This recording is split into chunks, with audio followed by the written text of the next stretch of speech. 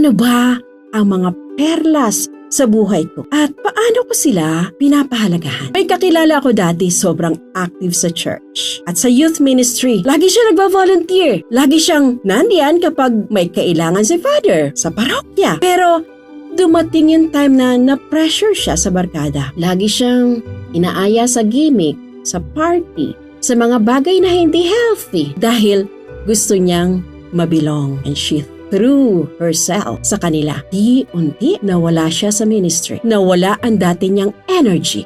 At nawala ang magandang future niya. Parang inihagis niya yung perlas sa baboy. Yung precious faith at oras niya napunta sa bagay na hindi nagbigay ng tunay na halaga. Tulad din ito ng katotohanan na hindi dapat isuko sa kasinungalingan o panlilin lang para lamang sa pansariling interes. Ganon din sa ugnayan tulad ng pamilya, kaibigan at mga taong mahalaga sa atin. Hindi dapat masira dahil sa maliit na tampuhan o mababaw na alitan.